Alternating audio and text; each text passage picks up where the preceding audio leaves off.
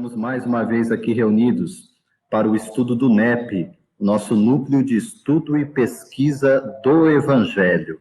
Estamos dando sequência à série Berço do Evangelho, com base na nossa obra lançada em fevereiro desse ano de 2020, tratando sobre Antigo Testamento, Berço do Evangelho, a unidade da revelação divina. E na noite de hoje vamos alcançar uma nova série sequencial de estudos, ainda tratando sobre os profetas, mas agora não mais os chamados profetas maiores, mas os profetas menores. E falamos profetas menores exatamente pela extensão de escritos. Só para a gente já anotar aí uma referência importante, hoje iniciamos essa sequência de 12 profetas, os profetas menores, pelo profeta Oséias. Será o primeiro desses profetas, cujo livro tem apenas 14 capítulos. E é o maior livro dentre os 12, 14 capítulos, né? Quem for fazer uma leitura assim, gente, em menos de uma hora, seguramente, em menos de uma hora se faz uma leitura sem sobressalto do livro do profeta Oséias, né? Então já fica aqui o convite, quem tiver aí com a sua Bíblia do lado, pode puxar para o nosso estudo, assim como os referenciais aqui desde a obra Antigo Testamento, Berço do Evangelho. Quem estiver acompanhando o estudo e também tem em mãos, pode deixar do lado, assim como as obras básicas, em especial na noite de hoje, o Evangelho segundo o Espiritismo. E sempre o Livro dos Espíritos, que a gente acaba passando de uma forma ou de outra por lá, por ser a base essencial da doutrina. Vamos abrindo então, gente, Antigo Testamento, Berço do Evangelho, nossa primeira referência, na página 71, nós colocamos ali um resumo, né, de cada um dos livros dos profetas, e alcançamos, então, o profeta Oséias, aqui como um referencial para a gente, para entender um pouco a respeito do livro, né. Época aproximada em que viveu esse profeta, em torno ali de 710 a.C. Então, vamos colocar ali numa faixa de corte, mais ou menos uns 700 anos antes de Jesus. 14 capítulos o livro, como dissemos, né? E esse livro do profeta Oséias, ele é importante também para introduzir os profetas menores, né? Porque, sendo ele o livro mais extenso dos livros dos profetas menores, mais antigos. O nome Oséias ocorre no versículo de título e na narrativa de referências que nós vamos passar na noite de hoje, são os nossos versículos de estudo, né, que é capítulo 1, verso 2 do profeta Oséias, e o 4º capítulo, verso 6 de Oséias, cujo significado, o nome Oséias, é salvação ou libertação. Pouco se sabe a respeito dele, do profeta Oséias, com exceção dos detalhes de sua vida conjugal, usados para ilustrar o amor de Deus pelo Israel rebelde. A gente vai falar um pouco sobre esses detalhes aí da vida conjugal do profeta Oséias, que é muito importante para entender a metáfora, né, o simbolismo que está por trás do nosso estudo, reflexão no Antigo Testamento hoje. A mensagem de Oséias tem duas características principais: o zelo na condenação do pecado, do desvio de Israel, visto como tinham os israelitas abandonado a adoração ao Senhor, caindo eles na idolatria, e o grande desejo que manifestou pelo arrependimento dos pecadores para receberem o perdão de Deus. Há referenciais no Novo Testamento também sobre o profeta Oséias, e é citado aqui para a gente, né? Mateus, por exemplo, vai trazer, com base em Oséias 11, versículo 1, em que o profeta vai dizer: do Egito chamei o meu filho, né? Lá faz uma referência a Israel, né? Quando o povo israelita sai do período, né, de escravidão do Egito, sai para o deserto, e Mateus vai pegar, interpretar isso e trazer para o seu evangelho, rememorando a situação em que José, Maria e o menino Jesus vão se exilar, fugindo do rei Herodes. Quando morre o rei Herodes, o anjo do Senhor visita novamente José e Maria e pedem para que eles retornem, para que eles saiam do Egito e retornem. Veja, né? Uma interpretação à luz já da nova revelação em Jesus, mas com o olhar em Antigo Testamento, quando Oséias diz, do Egito chamei o meu filho. Depois nós vamos encontrar outras referências também, né? Em Paulo, o apóstolo, que usou Oséias 1, verso 10, e Oséias 2, verso 23, para frisar, para enfocar a benignidade, a benevolência de Deus expressa nos chamados vasos de misericórdia, um simbolismo paulino. A gente vai chegar mais adiante para entender também esses textos em Paulo. E Pedro também usou esse texto, né? Essas menções dos apóstolos, então, mostram que as profecias também dizem respeito ao misericordioso ajuntamento de um restante espiritual, no sentido daqueles que herdarão a terra nas palavras de Jesus, né? E quem que ele fala que são estes? Os mansos, né? Os pacíficos que herdarão a terra. Esse restante espiritual realizado por Deus, também citado em Paulo, em Romanos 9, versos 22, 26 a 26, e na primeira carta de Pedro, no capítulo 2, verso 10. Olhando então para o livro do profeta Oséias, para a gente entender as reflexões da noite, nós vamos abrir então o livro já indo no Antigo Testamento, e vamos compreender a partir do primeiro capítulo, o verso 2, para a gente iniciar essas reflexões no tema da noite, Oséias e os seus filhos. O princípio da palavra do Senhor, Oséias 1, verso 2. Disse, pois, o Senhor a Oséias, vai, toma uma mulher de prostituições e filhos de prostituição, porque a terra se prostituiu, desviando-se do Senhor.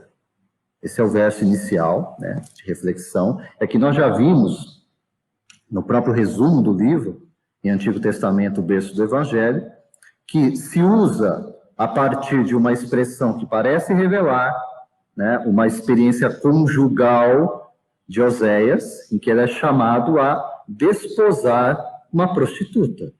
E tem filhos com ela. E aqui mesmo na história fica uma dúvida, os filhos seriam de Oséias mesmo ou não seriam de Oséias?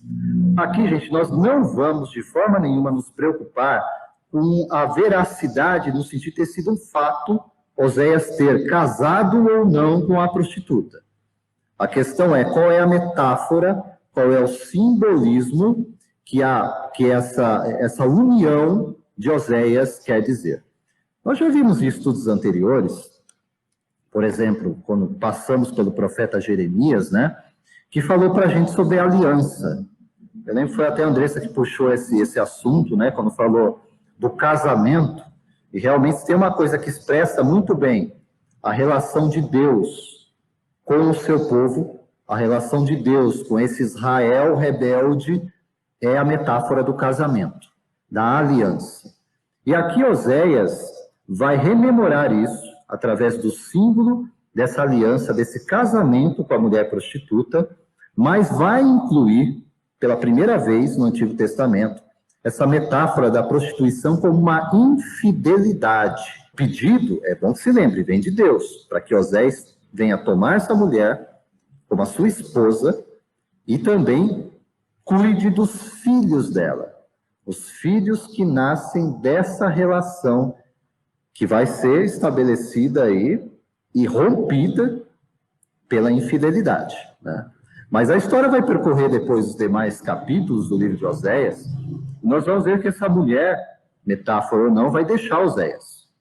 Vai viver com outro homem, vai deixar ele com os filhos, e vai viver com outro homem. E depois Oséias vai buscá-la, como era da época, com a mulher, quando casava com outro, passava a pertencer à família do marido, e com ela ia, eventualmente, aquilo que ela tivesse também de patrimônio, né? Ela passava a pertencer àquele clã. O profeta Oséias teve que pagar para ter a mulher dele de volta. E ele faz isso, né? Paga o preço para que ela retorne para ele. E mais uma vez vai, então, chamá-la à união, já ia uma união fiel, para que eles reconstituam o casamento deles. Tudo isso, gente, se fosse simplesmente uma questão particular da vida de Oséias, não nos interessaria em nada. Mas quando nós estamos falando a respeito da aliança de Deus com esse Israel, e quando entendo esse Israel, como nós já vimos em estudos anteriores, Emmanuel dizer para a gente, nas profecias do Antigo Testamento, devemos entender Israel hoje como toda a humanidade. Opa! Aí essa história tem tudo a ver, não só com aquilo que se passou há 2.700 anos atrás no relato de Oséias, como aquilo que acontece hoje, aqui e agora, no século 21. Essa mulher de prostituições perfeitamente pode ser, então, localizada como a humanidade desviada de Deus. E veja que o texto de Oséias vai falar a respeito disso, né? Logo ao final, dizendo, porque a terra se prostituiu, desviando-se do Senhor. E esses filhos da prostituição, que nós olhamos para o povo de uma forma geral, e depois nós vamos, num aprofundamento do estudo, perceber que há uma divisão e um grau de responsabilidade diferente nesses desvios. Mas eu quero ouvir os companheiros, primeiramente, sobre essas impressões. Eu sei que não é uma metáfora, não é um simbolismo lá muito comum de nós tratarmos, de nós lidarmos, mas é algo que surge no Novo Testamento. E a questão de aliança, casamento, veja que Jesus não sai dessa tradição, né? Ele vai lá nas bodas de Caná, depois ele vai fazer a parábola, né, das núpcias, né? Falando sempre usando a metáfora do casamento, do noivo, da noiva, para falar sobre essa aliança e mesmo da dificuldade que há em mantê-la, né? Pela rebeldia aí da parte, naturalmente, que não é de Deus, mas da humanidade que se afasta dele. Vamos lá na sequência para entender isso, Ângelo? Lendo aí, ó, Oséias 1:2, a gente vai entender uma coisa, como você disse, né? 2.700 anos atrás, né? Ou 2.400, 2.700 anos atrás. Nunca foi fácil. Então, esse planeta que nós vivemos aqui, planeta Terra, que todos nós sabidamente, né, temos o conhecimento dele, que ele é um planeta de provas e expiações. Agora, imagina você, há 2.700 anos atrás, uma voz falando para você, olha, você vai desposar uma prostituta e vai pegar os filhos dela. Hoje nós já questionamos Deus, né?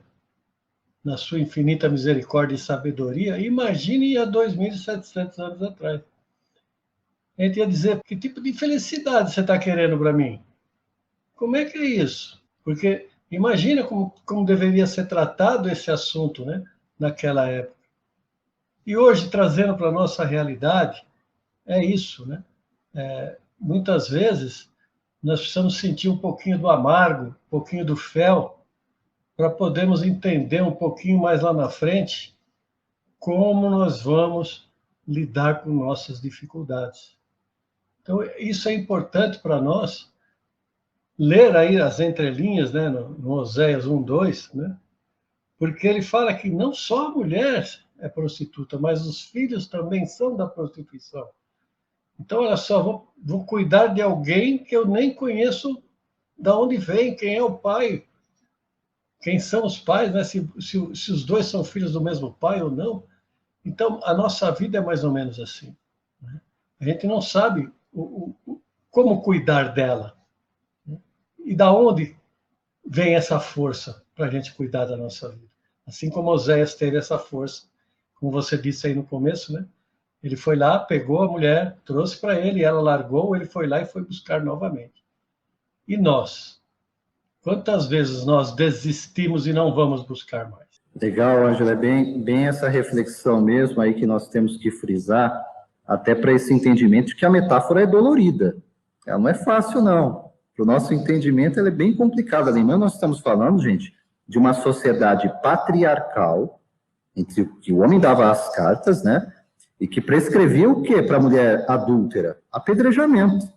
E é estranho que não apareça sequer essa situação no livro de Oséias. A mulher não passa nem por essa ameaça, o que já dá a entender que muito mais importante do que a história é realmente a metáfora da relação de Deus com o seu povo. Mas vamos aqui, Mariana, também para entender aí essas primeiras reflexões, o que foi possível captar e ressaltar dessa mensagem? Buscando no dicionário, né, online da língua portuguesa, o significado de prostituir, ele, no verbo transitivo, ele está assim: entregar é devassidão por dinheiro, corromper, desmoralizar. Aí no sentido figurado, degradar, alvitar, desonrar, prostituir a sua arte. Ou seja, se nós entendermos no sentido metafórico, no sentido figurado, de que Oséias estaria casando com Israel, com um povo que se desonrou, que desviou do caminho, que se entregou à idolatria, que deixou as leis de Deus de lado e foi buscar um caminho mais fácil. Se nós formos entender nesse sentido, faz todo sentido. Então, ou seja, Oséias pega, né, de uma forma simbólica e arrebanha esse povo de Israel para tentar voltar, para tentar reconduzi-los aos ensinamentos de Deus. Se a gente for pegar o sentido da palavra prostituição nesse sentido. Ou seja, o que aconteceu? O povo se desviou, assim como os outros profetas anteriores fizeram a mesma coisa. Todas as vezes que o povo se desvirtuava, a gente vê que a história ela meio que se repete, segue um padrão. Aí vem o profeta e tenta rebanhar esse povo, só que através de algum ensinamento. No caso de Oséias, foi utilizado esses termos, foi utilizado no caso em esposar, né, se tomar por esposa a prostituta, no caso. Seria nesse sentido, se nós pegarmos o sentido bem metafórico. Muito bem, Mariana. E realmente é importante a gente ressaltar esse sentido, porque eu pego quem era o profeta, né, gente? Só recapitulando algumas questões são importantes, né, a gente voltar. O profeta, nessa condição de mensageiro, de emissário, ele era também um preposto, né? Um representante direto aqui de uma vontade. No caso dos profetas hebreus, todos eles falam. O livro do profeta Oséias começa mais uma vez. A palavra do Senhor que foi dita a Oséias. Foi dita a Oséias, e Oséias fez o quê? Falou isso para o povo. Né? Mais uma vez, quando começa aqui para a gente, o princípio, verso 2. O princípio da palavra do Senhor por Oséias. Disse, pois, o Senhor a Oséias. Ele está reproduzindo. Então, quando eu olho para Oséias dentro dessa metáfora, ele é o quê? Um representante de Deus, junto dessa humanidade, a fazer um anúncio, a mais uma vez chamar-nos ao arrependimento. Para um sentido lá, né, da palavra de mudança de mente, mudança de comportamento, mudança de atitude. Volto, né? A gente já conversou isso, o Ângelo reforçou aí, ó. Mais de 2.700 anos atrás, gente, a conversa já era esta. O ministério de Oséias, gente, ali durou em torno de 35, 36 anos. Uma coisa é você falar assim, ó, passa aí esse ano insistindo com o pessoal, vai falando, vê se convence. Outra coisa é passar uma vida, gente, fazendo isso por mais de 30 anos, perseverando nesse trabalho para no final dele ainda perder a própria vida, que foi o que aconteceu com todos os profetas. Então, de um lado, a gente está falando da questão do rompimento, da infidelidade, né, da prostituição, nesse sentido do afastamento, como a Mariana já disse, das leis divinas. Do outro lado, há um persistente trabalho de nos buscar apesar dos nossos desvios. Isso é muito bonito, né? Isso é muito bonito, deve ser trazido para a gente como reflexões permanentes aqui para a nossa compreensão. Eu quero ouvir o Paulo agora a respeito também, Paulo, sobre as suas impressões desses primeiros versos. Eu vou também, Emerson, fazer essa reflexão que a Mariana propôs, né, que é entender essa prostituição justamente para entregar a devassidão, que é se corromper por dinheiro, desmoralizar por dinheiro, depravação dos costumes por dinheiro.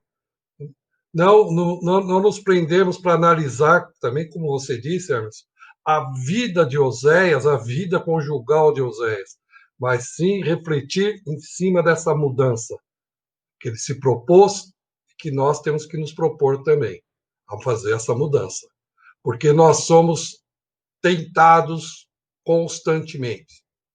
a praticar a corrupção, a praticar, né, a depravação. Isso nos chama a todo momento. E nós temos que superar isso. E quando nós nos deixamos levar por isso, isso é prostituição, sim. Então vamos refletir bem nisso. 2.700 anos, será que até hoje isso persiste? Será que nós estamos conseguindo superar isso? Essa é a grande proposta, acho que, da noite. Vamos bem, Paulo. Aí, né, pedido a Oséias pelo Senhor é bem claro. Vai, toma uma mulher de prostituições e filhos de prostituição, porque a terra se prostituiu. Um olhar geral e amplo sobre a terra, né, se prostituiu. Lógico que o recado aqui, naquela época, era direto para Israel, mas volto a reforçar aqui com Emmanuel, Israel é a metáfora da humanidade hoje, né? Então, a humanidade se desviou, se prostituiu, desviando-se, então, do Senhor. Andressa, quero te ouvir a respeito dessas impressões primeiras aqui, sobre o primeiro capítulo de Oséias, o verso 2. O que me chamou a atenção foi o pedido que Deus fez para Oséias. Foi um pedido muito estranho, né? Por vezes, nós nos deparamos com certos pedidos da nossa consciência que nos parecem muito estranhos, porque, afinal de contas, Oséias, ele era um profeta, e para ser um profeta naquela época, precisava de uma alta elevação moral diante dos olhos de Deus para transmitir a mensagem. Então, ele não se dava aos caminhos que a humanidade havia tomado.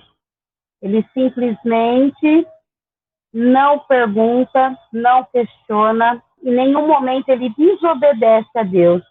Quando ele faz esse pedido, quando Deus faz esse pedido para Oséias, mesmo ele sabendo que à vista de todos os que o cercavam, ele poderia parecer estar contaminado por toda a imoralidade do povo que estava corrompido, idolatrando todos os deuses que ainda hoje nós conseguimos idolatrar, porque quando a gente fala em idolatria, a gente não fala só em uma imagem feita por um material e a gente faz culto àquela imagem. Quando a gente fala em idolatria a vários deuses, a gente faz idolatria ao Deus da riqueza, ao Deus do orgulho, ao Deus da vaidade, porque nós exaltamos tantas essas mazelas que nos levam até o fundo do poço, até o fundo da falsa moral, que acabamos tornando, então, esses maus hábitos, esses vícios em deuses. Então, quando ele se viu diante desse pedido de Deus, era justamente para dar esse impacto no povo de Israel, porque era a mesma coisa que Deus estava fazendo.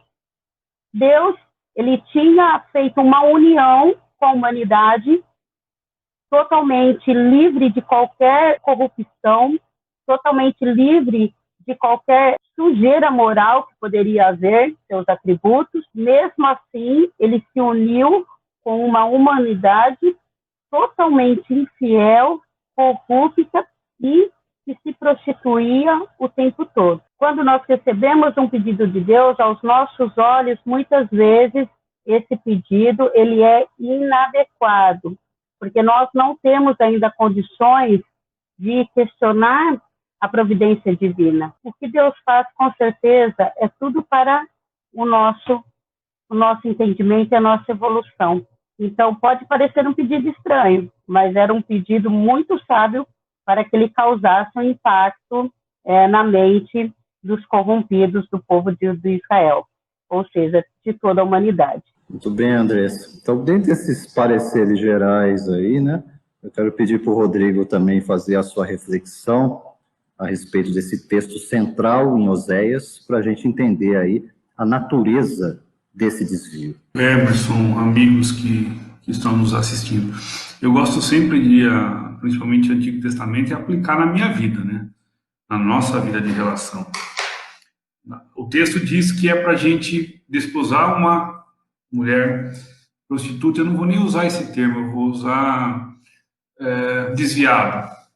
Quando a gente olha para a nossa vida de relação, ou quando a gente olha para nós somos esses desviados. E como muito bem a gente já conversou várias vezes, a gente só vai se corrigir dos desvios quando a gente atuar no coração do outro. Quando eu construir as pontes que eu mesmo quebrei lá atrás, enfim. Quando eu resgatar no coração do meu irmão. É que o texto, a simbologia, ela é muito forte. Na nossa mente, isso não é concebível. Mas pensem, todos que aqui estamos no mundo das provas e das expiações, desviamos, prostituímos, enganamos, maltratamos e tantos outros adjetivos que eu poderia passar a noite dizendo.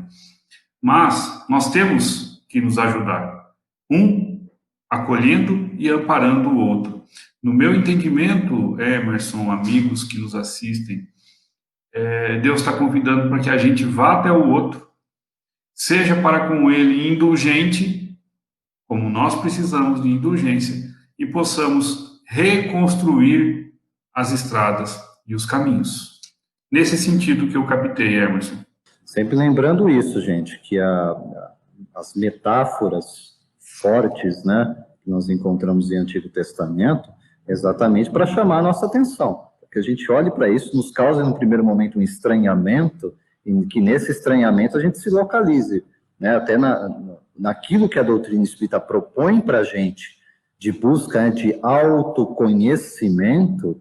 Eu tenho também que saber ter a coragem de vasculhar os porões da minha interioridade e saber, afinal, nós somos todos, gente, herdeiros de um passado milenar. Então não adianta eu olhar para a história lá de Israel e pensar assim, aquele povo idólatra, né? Aquele povo que se desviou, aquele povo que se afastou de Deus. Não, essa história é a nossa história, né?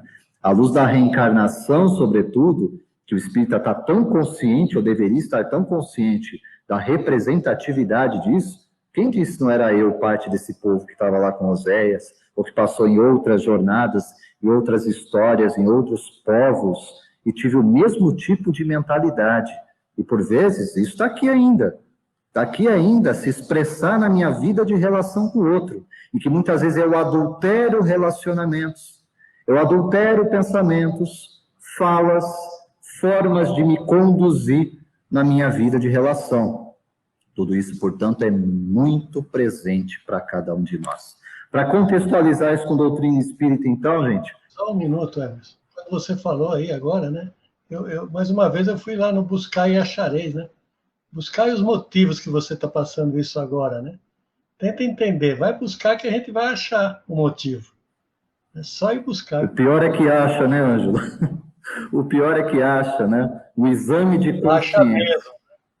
No exame de consciência, nós sabemos o quanto é necessário realmente a gente reformar a nossa casa interior, né? Então, com o olhar da doutrina espírita, gente, vamos abrir agora o Evangelho segundo o Espiritismo.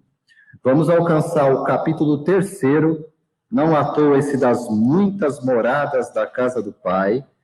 E abrindo o capítulo 3º, alcançaremos o item de número 15, em que há uma explicação para a gente que nós deveremos saber de cor e de salteado, porque se tem uma coisa que a gente conhece e sabe, é o que é mundo de expiação e provas, né? E essa explicação vai ser rememorada para a gente desde o item 13, né? É uma mensagem transcrita aqui por Kardec de Santo Agostinho, assinada na cidade de Paris, na França, no ano de 1862, e no item 15, Agostinho vai no foco da questão. Nós vimos lá no profeta Oséias, quando tratamos a respeito da passagem no profeta, falando sobre o pedido de Deus para que tomasse aquela mulher de prostituições e os filhos de prostituição delas, né, anunciando, porque a terra se prostituiu, a terra adulterou, né, ela, olhando então para o conjunto dos seus habitantes, se desviou do Senhor. O item de número 15, Agostinho vai ensinar o seguinte para a gente. A terra fornece, pois, um dos mundos expiatórios, cujas variedades são infinitas. Às vezes a gente não pensa muito a respeito disso, mas mundos expiatórios têm variedades infinitas, mas que têm, por caráter comum, servir de lugar de exílio aos espíritos rebeldes à lei de Deus. Aí, esses espíritos têm que lutar ao mesmo tempo contra a perversidade dos homens e contra a inclemência da natureza. Duplo e penoso trabalho que desenvolve a uma só vez as qualidades do coração e as da inteligência. É assim que Deus, em sua bondade, faz reverter o próprio castigo em proveito do progresso do espírito. Olha que interessante aplicar isso e dentro desse contexto, né? Como fica mais racional compreender o pedido de Deus ao profeta Oséias, colocando Oséias aqui como um representante do próprio Deus. Então é Deus buscando essa humanidade. E qual é o caráter essencial da humanidade em mundos de provas e expiações? E já era assim na época de Oséias. Estamos aqui numa transição, mas ainda um mundo de provas e expiações.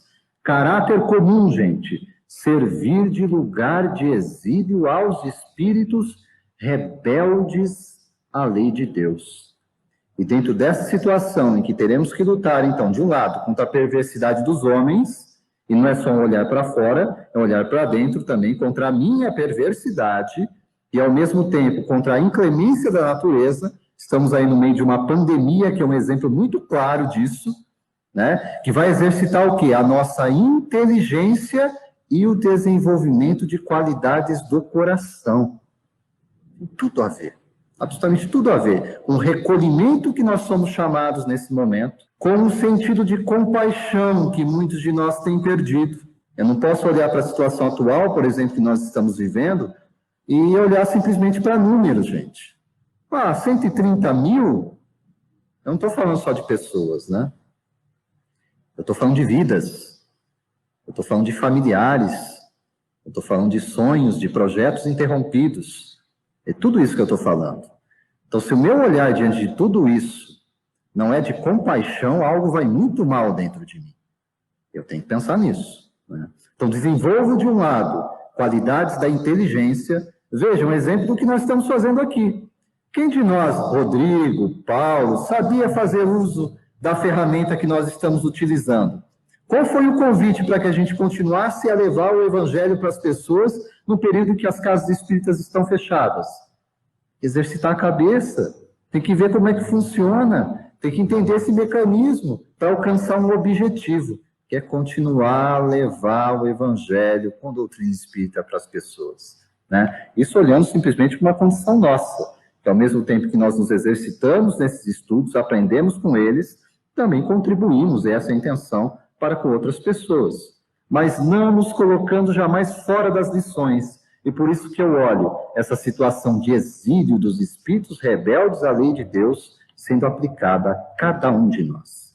Quero ouvir Mariana a respeito desse assunto. Bom, Emerson, trazendo assim a realidade do nosso mundo, né, como já foi bem dito, né, provas e expiações, e lembrando que dentro desse mundo de provas e expiações, onde ainda o mal ainda prevalece, e quando eu falo mal, a gente tem que começar a enxergar que não é o mal do outro, é o mal de mim mesmo. É ter a maturidade espiritual, chegarmos a esse ponto de termos uma maturidade espiritual, de não mais querer enxergar o outro, mas olhar para dentro de si mesmo, para poder começar a fazer as modificações necessárias, elevando a nossa moral, para que a gente possa mudar as condições ambientais desse planeta. Porque o desejo de todo mundo é um mundo fraterno, onde todo mundo pode confiar. Não é isso que todo mundo deseja? Todo mundo deseja isso. Poder confiar no vizinho, poder confiar no próximo, poder ter esse amor fraternal. Só que para isso, eu tenho que entender também um pouco de mim. Eu tentando me modificar para o mundo, não esperando o inverso, que o mundo se modifique para mim. Então, é por isso que nós ainda nos fechamos ainda naquele conceito, né? Entra naquele processo de vitimização. Ah, mas é o outro. Ah, mas é tudo para mim.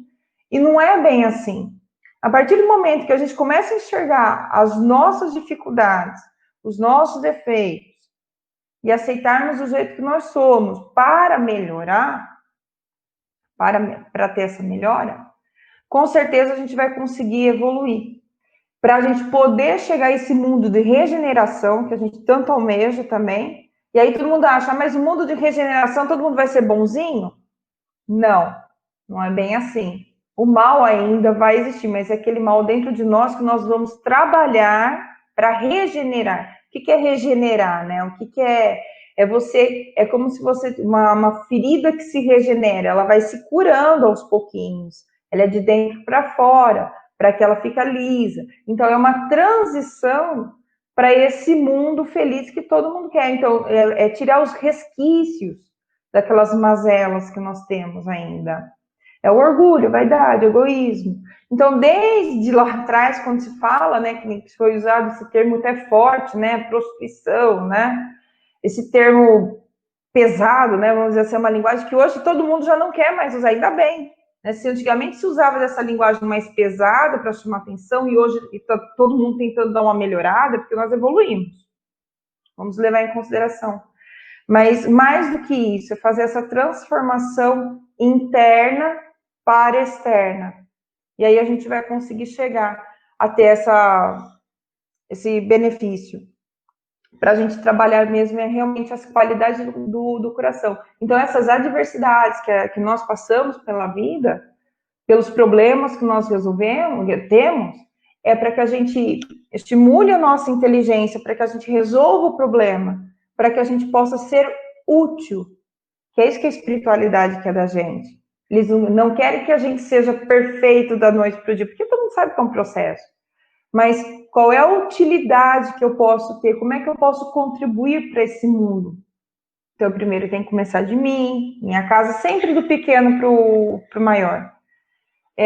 Seria essa colocação dentro dessa lição. Só lembrando aqui, né, Agostinho está propondo para a gente, nesse item 15, essa reflexão, quando ele fala desse caráter comum do mundo de provas e expiações, e que a Terra ainda está enquadrada, né, ser um lugar de exílio aos espíritos rebeldes à lei de Deus, significa que mesmo quando eu olho para o texto de Oséias, essa conversa não é só de 2.700 anos atrás, e essa história não é só de planeta Terra, essa história já é nossa mesmo em outros mundos dos quais nós fomos tirados, nós somos degradados e viemos encarnar nesse. E aqui ainda está lá toda essa mentalidade, todo o trabalho de progressividade para a gente ir mudando, se transformando, se renovando, e é bom que se diga, e Deus jamais desistindo de nós.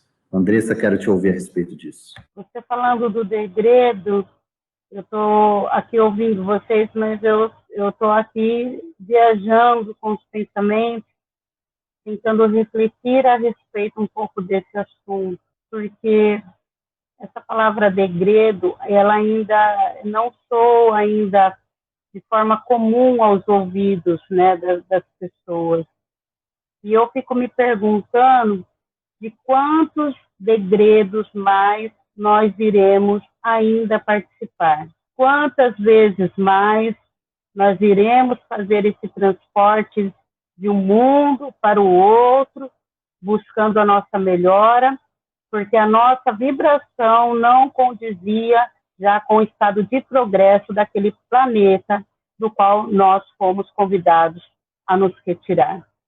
Então, essa é uma questão para a gente realmente pensar e refletir, como você falou, porque essa mensagem, quantos milênios, quantos e quanto tempo ela não vem sendo dita, sendo colocada em nossos caminhos, não é verdade?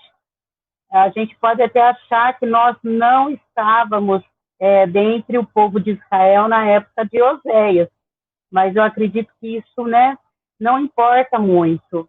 O que importa é se nós estamos nos comportando como o povo da época de Oséias ou não. Será que nós não estamos ainda nos corrompendo ir fazendo vários outros deuses, tirando realmente o propósito da vida, que é a perfeição espiritual.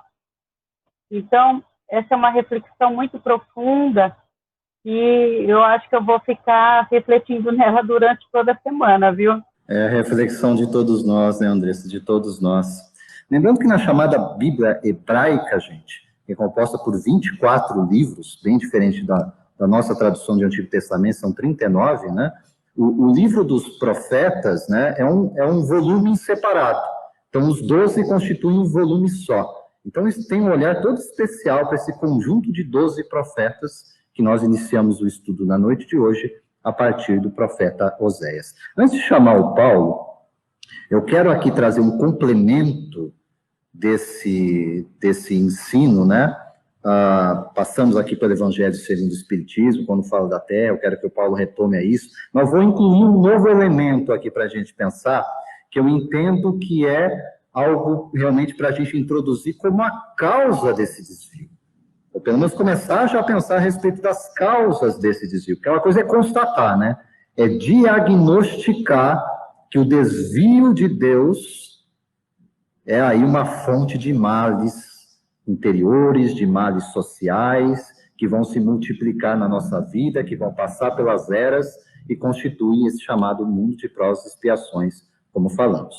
Mas Oséias, capítulo 4, verso 6, o profeta mais uma vez vai voltar e como que anunciando o pensamento de Deus através da sua boca, vai dizer o seguinte: o meu povo foi destruído porque lhe faltou conhecimento. Porque tu rejeitaste o conhecimento, também eu te rejeitarei, para que não sejas sacerdote diante de mim. Visto que te esqueceste da lei do teu Deus, também eu me esquecerei de teus filhos. É mais uma daquelas palavras fortes, diretas, para que a gente compreenda muito bem do que o profeta Oséias está falando, do que ele está anunciando. Lembrando, historicamente, Oséias faz parte de uma linhagem de profetas, e que se encaixa ali Isaías, se encaixa à mesma época, tá? Contemporâneo. Miqueias, né? Profetas que vêm antes do cativeiro da Babilônia. Lembrando, o primeiro período de escravidão do povo hebreu, ali os 430 anos, passam pelo deserto, né? Alcançam Canaã, a terra prometida. Aqui nós já estamos falando, gente, Moisés está lá 1400 anos antes de Jesus, aqui nós estamos 700 anos antes, então estamos no meio dessa caminhada, antes de Jesus. E aqui, então, em Oséias, nós estamos vendo esse anúncio, mais uma vez, ao chamado arrependimento a Israel, que se afasta de Deus dessa forma, cai em tamanho idolatria, tamanho estado de corrupção, em tamanho estado de injustiça social, né? E aqui o recado em Oséias 4 vai direto aos sacerdotes. Aos sacerdotes. Se primeiro está se olhando o povo de uma maneira geral, aqui está olhando para aqueles que teriam a responsabilidade de instruir, e que não estavam fazendo isso, né? E o anúncio é que o povo foi destruído porque lhe faltou o conhecimento, e porque rejeitaste o conhecimento, olhando para o sacerdócio, tão interessado em conquistar os bens materiais e desconsiderando o ensino espiritual que deveria ministrar, Deus fala da sua rejeição, no sentido da reprovação. E aqui um olhar de um Deus de amor, sim, mas também um Deus de justiça, que segundo a lei de causa e efeito não pode confundir o bem e o mal. Paulo, quero te ouvir a respeito. Importante essa chamada que você fez, esse destaque, que Oséias é 700 anos após Moisés. Antes de Moisés também tem uma história. Então, passaram 700 anos e, vamos dizer assim, continua a mesma conversa. Estou te chamando, estou falando com vocês, vocês não estão me ouvindo. E é importante, eu vou voltar de novo em Oséias 1, nos versículos 10 e 11, que ele diz, somente no 10, que ele diz assim: todavia, o número dos filhos de Israel será como a areia do mar, que não pode medir-se nem contar-se. E acontecerá que no seu lugar, onde se lhes dizia, vós não sois meu povo, se lhes dirá, vós sois filhos do Deus vivo. Então é interessante, né? Ele está fazendo uma comparação, uma analogia com a areia do mar. Se fazia, tinha essa noção do tamanho da população, não tinha precisão, não se tinha tudo, mas assim, não era a quantidade, né, dos habitantes em Israel, não era a mesma quantidade de areia do mar. Então, para quem que está falando isso? Que areia que é essa quantidade? É de nós mesmo que eles estão falando. E nós estamos sendo alertados em cima disso. E ele está chamando, está nos dando esperança o tempo todo. Só que aquilo lá, estou te alertando, estou te falando.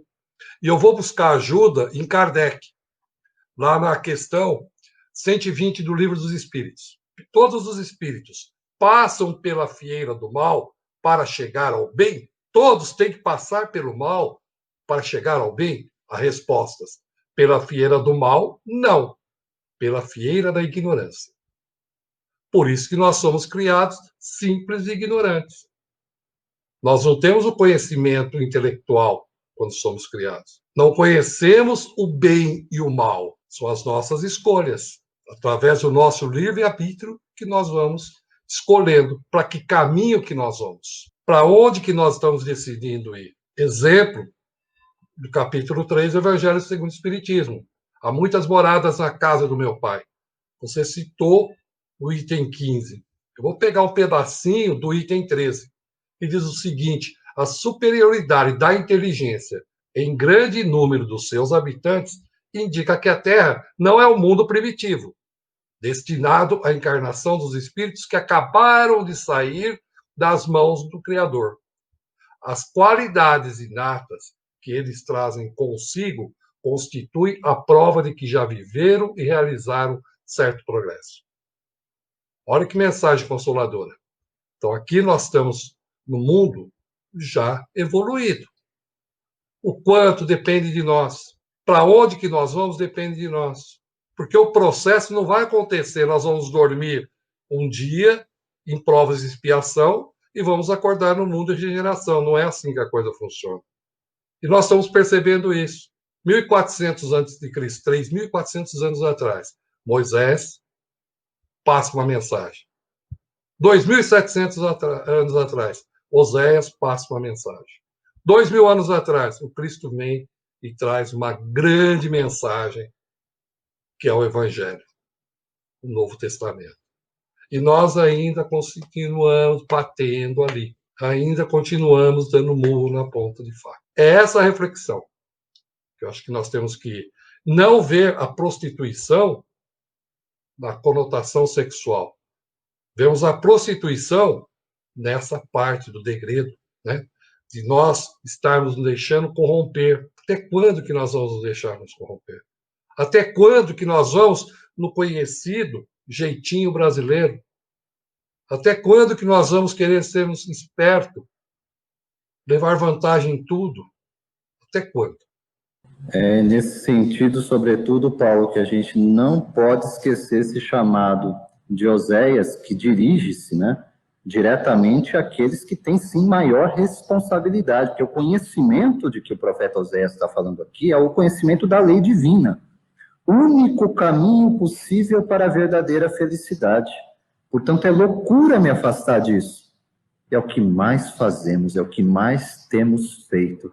E o que dizer, então, daqueles que assumem responsabilidades diante de Deus, chega aqui e toma e faz uma opção pelos caminhos tão repetitivos do mundo de buscar os bens e as satisfações da matéria, ao invés de semear a palavra de Deus no coração dos homens. É para isso, e é para eles, e é para nós que Oséias está dizendo: a parte que lhe cabe, que já recebeste da lei divina, multiplica. Não guarda nem para si, é egoísmo, e muito menos não deturpe. Não adultere a mensagem. Né? Rodrigo, quero te ouvir a respeito desse assunto. Por favor, Rodrigo, projeta o que o Iveson colocou aqui para a gente.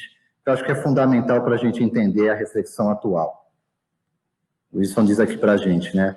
E quantos sacerdotes, entre aspas, porque aqui a gente não está se dirigindo a nenhuma escola religiosa em especial, o sacerdócio no sentido daqui, do homem que faz intermediação do conhecimento divino diante de outros homens, e quantos sacerdotes hoje estão recaindo exatamente neste contexto que você está expondo, que nós estamos expondo, né, gente? Do desvio da palavra divina naqueles que deveriam semeá-la. Rodrigo, quero te ouvir. O Emerson, os amigos que estão nos ouvindo. Poxa, esse assunto ele é de veras assim forte, né? Porque quando o texto está dizendo que se você esqueceu da lei, eu também esquecerei de você, dá uma impressão para quem não está familiarizado que nós estamos de volta com o Deus castigador e o Deus vingativo, né? Mas quando a gente olha para esse texto e interpreta ele com doutrina espírita, que esse é o grande motivo da gente estar aqui, né? Não é que Deus vai nos esquecer, é porque, como o Emerson disse agora há pouco, quando nós esquecemos da lei divina, a única, segura, que pode nos causar felicidade, quando nós resolvemos achar esse outro caminho, então, só nos visita dor, angústia, incerteza, maledicência, sensações e sentimentos que, eu vou colocar assim, proíbem que a gente chegue até Deus. Eu estou falando fluidicamente. O nosso pensamento, a nossa forma de encarar as coisas e as situações nos afastam desse Deus, que está pronto, como a parábola do filho pródigo representa, esperando que a gente se arrependa, mude a nossa conduta e se reaproxime do Pai. Então, como Paulo, os amigos outros, todos já trouxeram, a gente está nesse caminhar, nessa caminhada longa de milênios, que eu não saberia afirmar quantos milênios já são dessa caminhada, vindo, voltando da lei de Deus, se afastando. É chegado, né, os tempos, como eles gostam de nos dizer, de que é imperioso que retornemos à casa do Pai, para que a gente reorganize, para que a gente refaça a nossa mente, os nossos pensamentos, para que a gente entenda o quanto é bom estar consoante à lei de Deus, para deixar claro, amar a Deus sobre todas as coisas e ao próximo como a ti mesmo. Muito bem, Rodrigo. A gente não pode esquecer desse contexto geral em que todos nós nos inserimos. De fato, todos nós nos inserimos, né? Agora, quando nós propomos esse tema, né, e colocamos Oséias e os 2 filhos, pode causar um certo estranhamento para quem, de repente, já tenha lido o mesmo livro do profeta Oséias, porque o que vai acontecer é que vai nascer desse casamento, dessa aliança dele com a mulher adúltera, vai nascer 3 filhos. 3 filhos, né? A mulher é chamada de Gomer, né, com quem Oséias casa, e desses filhos nasce Israel, nasce também Lo-Ami, e nasce também Lo-Ruan. Esses são os 3 filhos, lembrando que a Lo-Ami é uma mulher, né? E dentro dessa condição, nós vamos entender, o próprio texto vai falar isso para a gente, né, na sequência aqui do profeta Oséias, do livro, o significado desses nomes, né? O primeiro significa Deus semeia. O segundo significa não terei compaixão. E o terceiro significa não é meu povo. Quando fala a respeito disso, quando fala Deus semeia, fala de um trabalho preparatório, que teve um início e a gente não sabe qual é o final, né? E tem a parábola do semeador para desdobrar isso perfeitamente para a gente, que todos nós conhecemos em Jesus. Então, ao mesmo tempo que ele detecta um problema real da idolatria, do fanatismo e das consequências de todo esse desvirtuamento, e para isso, naquele momento, ele está olhando e fazendo justo juízo, está condenando essa situação para que nós saiamos do endurecimento e venhamos a aprender com a situação adversa. Por isso ele está dizendo, não terei compaixão. E naquele contexto histórico, que vem em consequência para o reaprendizado do povo de Israel? O cativeiro da Babilônia. Ele vem como uma consequência desses reiterados desvios. E da mesma forma ele diz, não é meu povo, não me representa. Não é dessa forma que eu quero que vocês andem. E aí eu olho para o contexto da minha vida, eu olho para o contexto da vida das pessoas ao meu redor e eu percebo o quanto nós ainda blasfemamos, o quanto nós nos rebelamos, nós falamos mal do próprio Deus quando situações de dor, sofrimento, contradição me visitam. E eu não observo, eu não dou a devida atenção como é que está a minha relação com Deus. Como é que está a minha aliança? Porque se eu sou aquele que falseia essa união, que não busco a intimidade com esse Deus, como o Rodrigo acabou de dizer, eu me afasto do único caminho para a minha felicidade. Para onde é que eu estou caminhando, gente? E vem a doutrina espírita para falar para a gente a respeito da lei de causa e efeito, em que a gente sabe o quanto ela pesa sobre o coração endurecido. Então é nesse aspecto que Deus está olhando e falando, ó, não tem compaixão para aquele espírito que se mantém endurecido. Nós já tratamos isso no estudo sobre as eternidades, porque elas são longas, porque eu não me arrependo, eu sequer reconheço que estou em erro. Por que não é meu povo? Porque um povo só pode representar o seu Criador se ele o busca, se ele o procura. Se a mudança de comportamento realmente é aquilo que eu intenciono, porque se não é, não herdarei a terra. Não será aqui que eu farei o meu caminho de aprendizado, porque eu não quero regenerar-me. E aprendemos com o próprio Mestre que se a cada um de nós é dado segundo as nossas obras, semente má, frutos que não são bons, não pode dar boa semeadura, e frutos maus não pode alimentar ninguém. E somos, sim, a partir daí, responsabilizados e responsáveis por nossos caminhos de desvios. Ângelo, quero te ouvir a respeito do tema, do assunto que temos tratado até aqui. De Oséias, no item 4.6, que leu também sobre o Evangelho segundo o Espiritismo, o item 15. Aí me veio na cabeça, né, as leis naturais. Ou na questão 614 do Livro dos Espíritos, o que se deve entender por lei natural?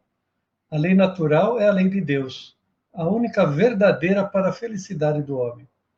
Indica-lhe o que deve fazer ou deixar de fazer, e ele só é infeliz quando dela se afasta. O homem só é infeliz quando se afasta das leis de Deus. Jesus exemplifica todas essas leis para nós. Aí vem os evangelistas e escrevem o Evangelho de Jesus.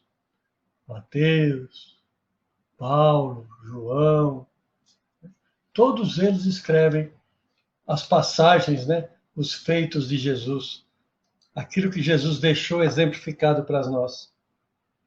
E nós ainda não conseguimos entender. No Evangelho segundo o Espiritismo, no capítulo 6, no item 5, o Espírito da Verdade, de verdade, nos diz assim: Espíritas, amai-vos, eis o primeiro ensinamento. Instruí-vos, eis o segundo. Todas as verdades são encontradas no cristianismo. Os erros que nele criaram raiz são de origem humana. Por quê? Porque nós nos afastamos das leis naturais, que são as leis de Deus. Nós nos esquecemos dessas leis. Como o Emerson disse, né? Essa pandemia, o que ela veio mostrar para nós? O que nós estamos procurando entender? Qual é o nosso pensamento em relação ao nosso próximo?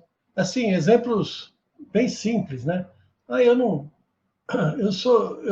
tenho problema nenhum de saúde, eu não preciso usar máscara porque se eu tiver essa gripe, vai ser uma gripezinha. Tá, mas e os que convivem comigo? Então vem aí a lei de Deus, né? Que Jesus resumiu tão bem: amar ao próximo como a ti mesmo. E continuando: eis que além do túmulo em que acreditáveis o nada, vozes vêm clamar-vos, irmãos. Nada perece. Jesus Cristo é o vencedor do mal. Sedes vencedores da impiedade. Então é isso que nós temos que ter. Nós temos que vencer essa impiedade para a gente conseguir chegar na lei do retorno, ter um retorno bom. colher os bons frutos. Mas nós temos que pensar em colher esses bons frutos, não pensando em recompensa, mas sempre pensando em fazer o bem. Que a gente tem que entender essas leis naturais, as leis de Deus. Isso, você está falando do Antigo Testamento, do Novo Testamento, do Evangelho segundo o Espiritismo. Tudo isso aconteceu de 2.700 anos para cá, e nós ainda estamos engatinhando. Ângelo, essa é a nossa jornada, né? E o quanto temos que aprender com tudo isso, né? Encontramos no capítulo 18 da obra com Allan Kardec, os itens 10 e 11, em que nós falamos aqui da nossa responsabilidade, do quanto nós recebemos, porque esse é o chamado de atenção em Oséias 4:6, né? Que complementa lá o início, quando é feito o pedido a Oséias de tomar a mulher e tomar os seus filhos em desvio. E olhamos, então, Oséias está cobrando no 4º capítulo a questão do conhecimento e do uso dele, e do desvio que nós temos desse conhecimento, muitas vezes diante daqueles que esperam receber algo, ser orientados, e nós estamos preocupados, muito mais preocupados com a nossa satisfação e com o nosso engrandecimento pessoal do que com a mensagem que deveríamos ser portadores. No capítulo 18, muitos chamados, poucos escolhidos, Kardec vai referenciar um tema que nós todos conhecemos no Evangelho: muito se pedirá àquele que muito recebeu. E aí vem no Evangelho de Lucas e no Evangelho de João as seguintes reflexões. O servidor que soube a vontade de seu Senhor e que, todavia, não estiver preparado e não tiver feito o que esperava dele, será batido rudemente. Mas aquele que não soube sua vontade, que tiver feito coisas dignas de castigo, será menos punido. Muito se pedirá àquele a quem se tiver muito dado, e se fará prestar maiores contas àqueles a quem se tiver confiado mais coisas. Aí vem no Evangelho de João, Jesus complementando: eu vim a este mundo para exercer um julgamento, a fim de que aqueles que não veem, vejam, e aqueles que veem se tornem cegos. Alguns fariseus que estavam com ele ouviram essas palavras e lhe disseram: somos nós, pois, também cegos? Jesus lhe respondeu: se fosseis cegos, não teríeis pecado. Mas agora que dizeis que vedes, é por isso que vosso pecado permanece em vós. Veja como essa questão do conhecimento e a forma como nós lidamos com ele, lembrando que aqui conhecimento não é informação não, gente. A gente pode ter muita informação e isso não ser interiorizado. O conhecimento somente se dá quando aquilo que eu estou informado toma contato com o meu coração, com o meu sentimento, com a minha interioridade e se transforma em mudança de atitude, ou pelo menos no esforço continuado. Parafraseando Kardec, né? Domando más inclinações, nós somos reconhecidos pela nossa transformação moral. Mariana, eu quero te ouvir a respeito dessas ponderações e os pesos diferentes que nos são apresentados, né? Daquele que, sabendo menos, menos consciente, né? E aquele que, sabendo mais, mais consciente, e a responsabilidade diante da lei divina. Mas só que fala exatamente com a relação da hipocrisia. Não adianta nada você você tem conhecimento das leis de Deus e não as coloca em prática. Quando você tem, às vezes, muitas vezes a gente comete muitos erros através por ignorância mesmo, por não ter o conhecimento das leis de Deus. Muitas vezes seguimos a determinado caminho, fazemos as nossas escolhas, mas por não ter esse conhecimento, a cobrança será bem menor. Agora, existe aquele que tem o conhecimento, sabe o caminho que está frequentando, sabe os riscos, e mesmo assim arrisca. Não põe em prática aquilo que aprende. Por isso que quem é mais dado, vem a famosa frase, né? A quem é dado, mais será cobrado. O que é? Como você mesmo disse, não é só o conhecimento das palavras, etc. Porque conhecimento por conhecimento, posso ler uma enormidade de livros, posso ler o que for, mas se eu não as interpreto, se eu não as entendo, se eu não a interiorizo e eu compreendo, como disse os fariseus, nós é que somos os pecadores, nós é que somos esses cegos, vocês são. Já que vocês alegaram que têm o conhecimento, então agora vocês cometeram erro. Vocês têm o conhecimento, por que vocês não colocam em prática? É basicamente isso. Agora, existem, como eu disse, não nos compete fazer o julgamento, porque não cabe a nós fazermos o julgamento sobre alguém. Até mesmo porque também, quem somos nós para fazermos esse julgamento? Será que eu não cometo erro? Será que eu também nunca fiz algum erro? Aliás, errei sabendo que eu estou errando? Né? Então, não nos compete fazer o julgamento. A ideia vem assim, a partir do momento que a gente começa a adquirir a consciência daquilo que nós estamos fazendo, é um caminho que se desvirtua das leis de Deus, a partir daí, o que eu persistir no erro, aí vai ser mais cobrado, porque eu já tenho essa consciência, que é diferente daqueles que ainda não tiveram o despertar da consciência.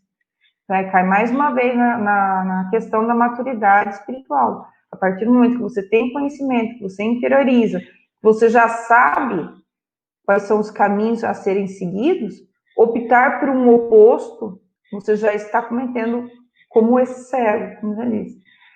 Seria basicamente isso, Emerson. Legal. E nisso, Mariana, já se apresenta para a gente aqui o porquê, no tema da noite de hoje, nós colocamos Oséias e seus 2 filhos.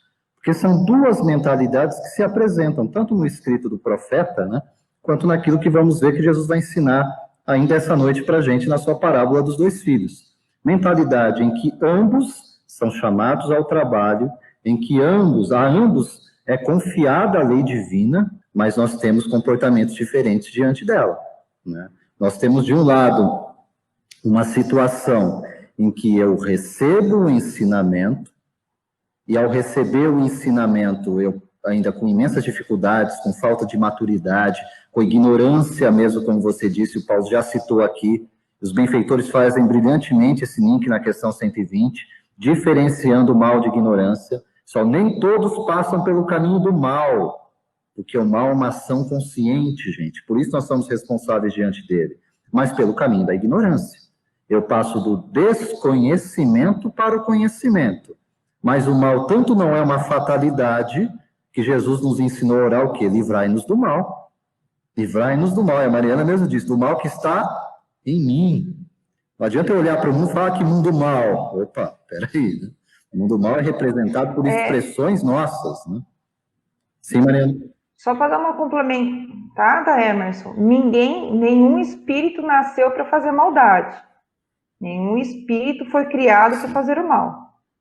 Isso é livro dos espíritos. Não sei que questão que é, mas nenhum espírito nasceu para fazer o mal. Gente, não adianta cobrar Deus. Ele não vai pagar essa conta. Não vai. Né? Então, chama aqui a atenção, Rodrigo, peço para você projetar para a gente a questão de o Consolador, em que Emmanuel vai fazer uma clara diferenciação aqui, questão 279, porque ele vai chamar a figura do profeta e vai colocar a figura do sacerdócio, né? O sacerdócio humano, que sempre nas expressões religiosas, de uma forma geral, é que nós contextualizamos como essa mediação humana do conhecimento da lei divina, né? E olhando a missão específica dos profetas.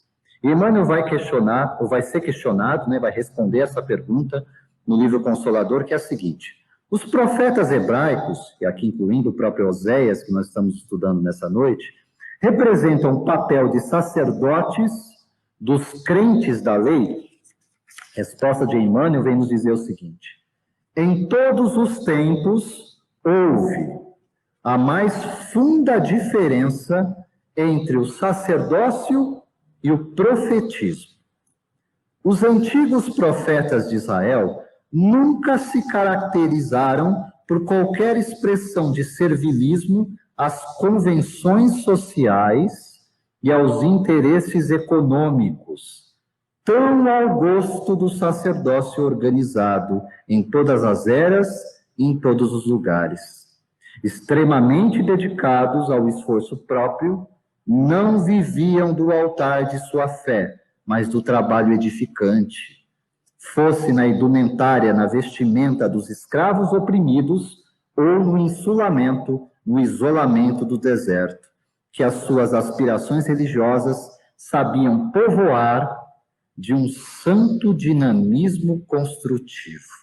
Vejam só a diferenciação de quem não só recebe o ensino, recebe o conhecimento da lei divina e procura afinizar-se com ela, com a lei. E viver isso humildemente, não se colocando acima dos demais. Vivendo isso junto com seus entes, junto com os seus que estão a se relacionar com ele. Não olhando, portanto, conhecimento da lei divina como um privilégio nosso, com um estado de primazia ou de eleição. Porque eu sou um escolhido, né? Todos nós somos escolhidos por Deus por uma destinação única, que é a perfeição. E no caminho da perfectibilidade estamos em aprendizado. E por isso o convite é muito melhor sempre nós reconhecermos o quanto não sabemos para não recairmos no erro da mentalidade farisaica tão presente em nós ainda. Melhor é dizer que sou cego do que dizer que vendo permaneço no desvio. Para entender isso, eu quero chamar também para fazer essa reflexão com a gente aqui o Paulo. Paulo, vem conosco. Aproveitar o que a Mariana comentou, eu não sei se é na questão 121, 123. A 121 diz assim: por que é que alguns espíritos seguiram o caminho do bem e outros do mal? Resposta: não têm eles o livre-arbítrio? Deus não criou maus, criou simples e ignorantes, isto é, tendo tanta aptidão para o bem quanto para o mal. Os que são maus, assim se tornaram por vontade própria. E na 123, por que há Deus permitido que os espíritos possam tomar o caminho do mal? E leva uma chulapada que a resposta é: como ousais pedir a Deus contas dos seus atos? Supondes poder penetrar os desígnios? Podeis, todavia, dizer o seguinte: a sabedoria de Deus está na liberdade de escolher, que ele deixa a cada um, porquanto, assim, cada um tem o mérito de suas obras. A cada um será dado conforme as suas obras. Toda a dinâmica da nossa conversa aqui, porque a Andressa colocou um post no Face, que é aquela passagem: nem todos que dizem Senhor, Senhor, entrarão no reino dos céus, mas sim aquele que faz a vontade do meu Pai. E o que é fazer essa vontade do Pai? É pregar, dizer, eu amo a Deus, eu amo Cristo, ou é colocar em prática os ensinamentos do nosso Pai Celestial, que é o Cristo? E aí é que está o conhecimento. Mas é interessante, difícil nós fazermos isso. Nós ainda olhamos muito de uma forma egoísta. Mas nós não temos como fugir. Conhecimento é colocar em prática a informação que eu tenho. Mas não adianta querer fechar os olhos, não. Não adianta querer fechar os olhos. Aí eu volto de novo na passagem que nós estamos lá, que o fariseu pergunta ao Cristo: por acaso somos cegos? E o ensinamento popular, né? Maior cego é aquele que não quer ver. Então não adianta fugirmos do chamado. Não adianta. Mais cedo ou mais tarde, nós temos que atender o chamado. Quanto antes, melhor para todos nós. Então, essa passagem da questão 279 do Consolador, que fala dos profetas, essa diferenciação com relação ao papel dos sacerdotes, é extremamente importante. A visão profética, e nos orienta. Então, nós precisamos sim entender os 2.000 anos atrás, 3.000 anos atrás, 4.000 anos atrás, porque nós continuamos sendo crianças teimosas, birrentas em alguns pontos. Vamos abrir os nossos olhos. Deus, através dos seus emissários, Cristo, através dos seus emissários, nos fala o tempo todo. Para encerrar, o que eu gosto muito de repetir. Na minha visão, só podemos dizer que somos verdadeiramente cristãos quando colocarmos em prática os ensinamentos do Mestre. aí nós vamos dizer, nós somos cristãos. É o que o próprio Kardec vai dizer no livro dos médiuns, né, quando fala de tipos de espíritas, a gente causa até um estranhamento, fala, como assim tipos de espíritas, né? Ele vai ali elencar cada um deles, aí chega no final. Espíritas cristãos ou verdadeiros espíritas. Quer dizer, o verdadeiro espírito é o verdadeiro cristão. Né? E no livro dos espíritos, as escalas dos espíritos também, vamos lá dar uma olhadinha lá, visitar, é importante. Verdade, verdade. Gente, chegando na reta final, então, aqui do nosso estudo da noite de hoje, tratando sobre o profeta Oséias, no Antigo Testamento, iniciando a sequência aqui dos chamados profetas menores, nosso tema Oséias e os dois filhos. Eu vou deixar, então, aqui, ó, Rodrigo, Mateus 21, dos versos 28 a 32, é Jesus quem vai nos contar a seguinte parábola. Mas que vos parece? Um homem tinha 2 filhos. E aproximando-se do primeiro, disse: Filho, vai trabalhar hoje na vinha. Em resposta, ele disse: Não quero. Mas depois, arrependendo-se, foi. Aproximando-se do outro, disse a mesma coisa. Em resposta, ele disse: Eu vou, Senhor. E não foi. Qual dos 2 fez a vontade do Pai? Dizem: o primeiro. Jesus lhe diz: Amém, amém, vos digo, que os publicanos e as prostitutas, voltando a Oséias, vos precedem no reino de Deus. Pois João veio até vós, falando do Batista, no caminho da justiça, e não crestes nele. Os publicanos e as prostitutas creram nele. Vós, porém, vendo isso, não vos arrependestes depois para crerem nele.